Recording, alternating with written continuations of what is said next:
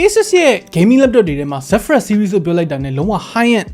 premium ဖြစ်အဲ့လို laptop မျိုးဆိုတာ10 tier လောက်အောင်နာမည်ကြီးတယ်ဒီနှစ်ရဲ့ Zephyrus M16 ရဲ့ specs တွေကအရင်ကထက်အများကြီးပိုတိုးတက်လာတဲ့အပြင် mini LED display ပါထည့်ပေးလိုက်တာကြတော့မြင်းကိုဂျိုးတက်ပေးလိုက်တယ်လို့ပဲနည်းနည်းဆက်ရှင်းပြမယ် Okay TBH Labs နဲ့ကြိုဆိုပါတယ်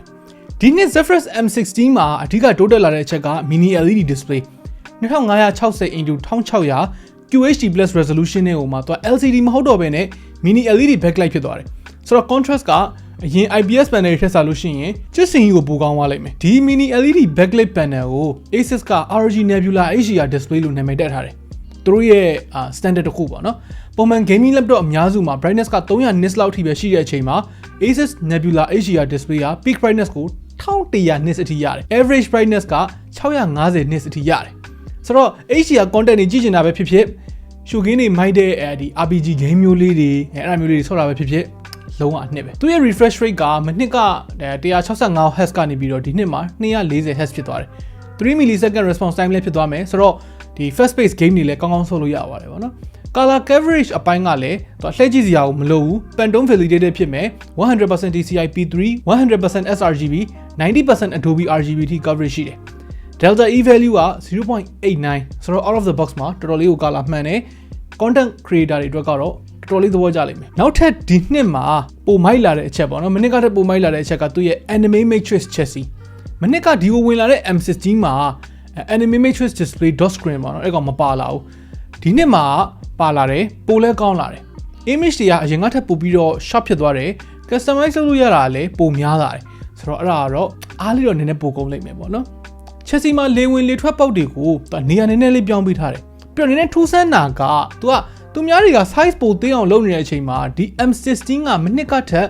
မတိမတာလေးနည်းနည်းလေးပိုကြီးသွားတယ်3 mm လောက်ပိုထူသွားတယ် mini LED panel ကြောင့်တော့ဖြစ်နိုင်တယ်ပေါ့နော်ဆိုတော့အထူက 22.9 mm ဖြစ်သွားပြီးတော့ weight က 2.3 kg ပြောရမယ်ဆို9ပေါင်ပေါ့နော်အဲ့လောက်လေးတယ်ဒီအထူနဲ့ဒီအလေးချိန်တွေက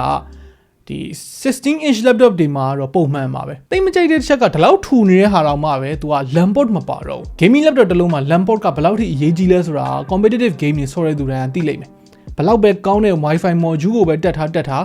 stability ဘိုင်းမှာ LAN port လောက်ကတော့မကောင်းနိုင်ဘူးကျန်တဲ့ port selection တွေကတော့မဆိုးပါဘူးပေါ့နော်အခုပြထားတဲ့အတိုင်းလေးပဲစုံစုံလင်လင်လေးပါတယ် micro SD card reader လေးပါထည့်ပေးထားလိုက်သေးတယ်ကျန်တဲ့ design aesthetics တွေကတော့မနှစ်ကလုံးကလိုမျိုးပဲပေါ့နော် gaming vibe တိတ်မထည့်ထားဘူး anime matrix display ပိတ်ထားလို့ရှိရင်ရိုးရိုး laptop အမဲကြီးလိုပဲထင်ရတယ် accent ဘာညာတော့မပါဘူးသူကဒီ ROG logo ကို plate လေးနဲ့ကပ်ပေးထားအောင်လောက်လေးပဲရှိတယ်ဆိုတော့minimum ဖြစ်တာကိုကြိုက်တဲ့သူတွေအတွက်ကဒါသဘောကျစရာအချက်ပေါ့နော် webcam ကကြတော့အရင်ကလိုမျိုး 720p မဟုတ်တော့ဘူးဒီနှစ်မှာ full HD resolution webcam ဖြစ်သွားတယ် IR sensor လည်းပါတယ်ဆိုတော့ Windows Hello နဲ့ face unlock လုပ်လို့ရတယ် speaker ကပုံမှန် laptop တွေလိုမျိုးနှလုံးနဲ့မဟုတ်တော့ဘူးဒါဆိုပေါင်းလေးလုံးဖြစ်တယ်ဆိုတော့အတန်းတော်တော်လေးကျယ်မယ်တော်တော်လေးလည်း clear ဖြစ်တယ်ပုံမှန် gaming တို့ media consumption တို့မှာဒီ speaker လောက်နဲ့လုံလောက်တယ်ပေါ့နော်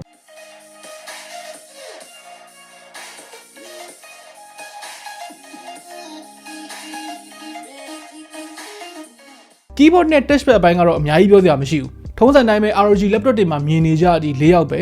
နံပါတ်မပါတဲ့အတွက် key spacing တွေကတော်တော်လေးကျယ်တယ် feedback ကလည်းကောင်းတယ်တိတ်မမိုက်တာတခုကသူ arrow key လေးတွေကိုတေးသေးလေးတွေလောက်ထားတာရယ် power key RGB မဟုတ်ဘဲနဲ့ single zone RGB ဖြစ်နေတာရယ်ပဲ touchpad ကတော့ glass surface ကိုမှ smooth ဖြစ်နေတာနဲ့သုံးရတာအဆင်ပြေတယ်တော်တော်လေးလည်းကြီးတယ်ဟုတ်ပါပြီဆိုတော့ performance ကရောဘယ်လိုနေလဲCore i9 13900H ဆိုတော့လောလောဆယ်13 Gen Raptor Lake ထဲမှာ powerful ဖြစ်ဆုံး CPU တွေထဲကတစ်ခုပဲသူက14 core 20 thread ကို turbo 5.4 GHz အထိရတယ် Asus က CPU ကို turbo mode မှာ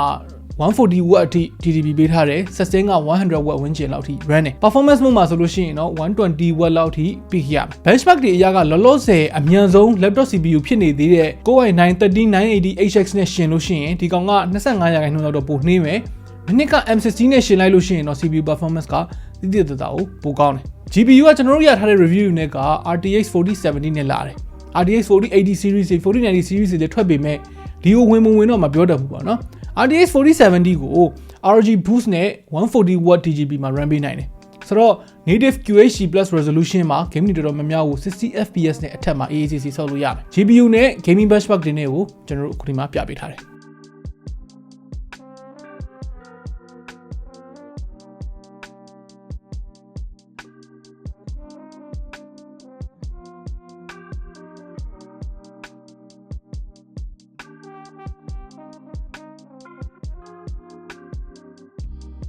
တာမန်ပိုင်းမှာဒီကောင်ကအရန် intensive ဖြစ်တဲ့ test တွေသုံးမယ်ဆိုလို့ရှိရင်နည်းနည်းလေးနှွေးတယ်ဆိုတဲ့အပိုင်းကိုတော့ရောက်တယ်